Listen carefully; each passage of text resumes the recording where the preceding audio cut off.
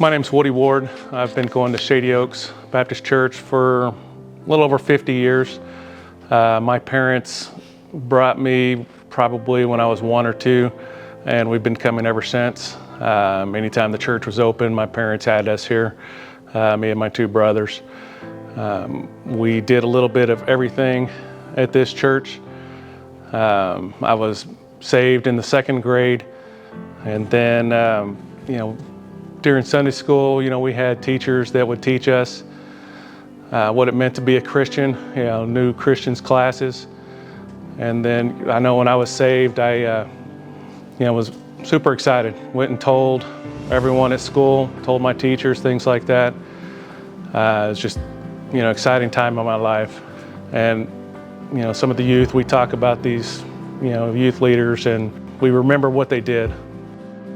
When I joined the Marines and we left the church for a period of time, I was married at that time. Every time we would come back to the church, everyone here made us feel welcome. It was like we were never gone, like we were just maybe missed a Sunday or something like that.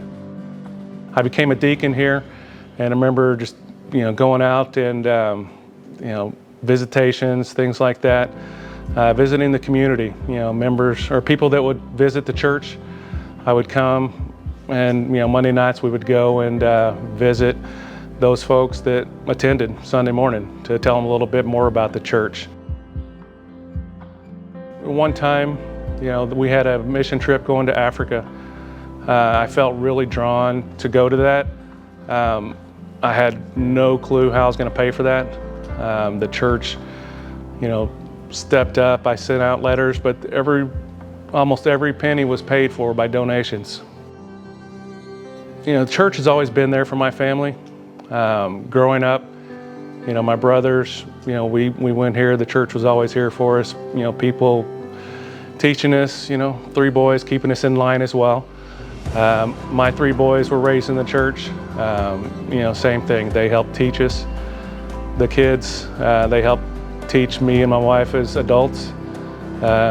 We have all kinds of memories here.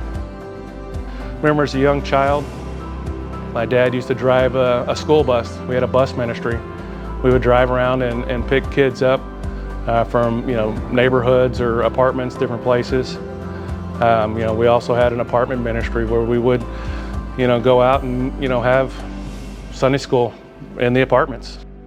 We worked with Shady Oaks Elementary School with an aftercare teachings. Servolution is another thing that we do that helps folks in the community.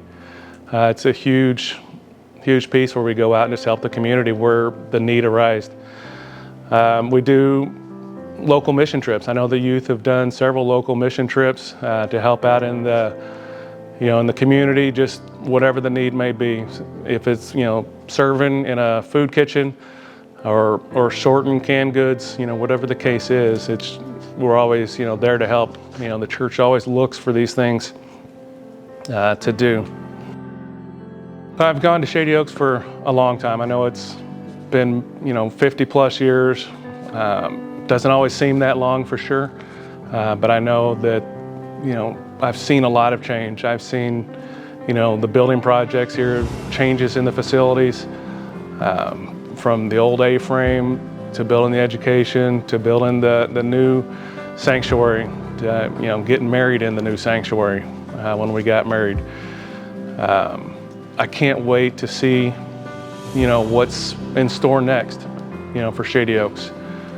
I know it's been around for, a lot longer than I've been here, but I'm looking forward to many, many more years and looking forward to the changes and seeing what God has in store for Shady Oaks.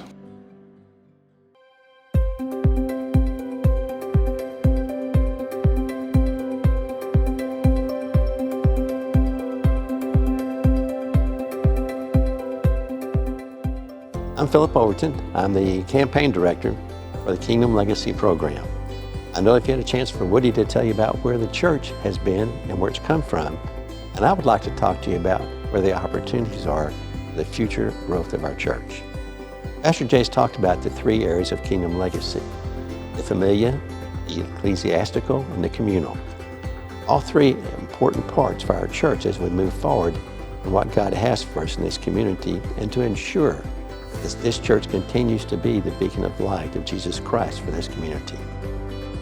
First one being familiar, it talks a lot about prayer. I was reading somewhere that prayer is actually mentioned almost 10 times more than the word salvation in the Bible.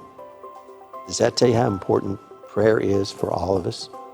And part of this program is praying with God and seeking God's heart for what He has for us in each of these areas.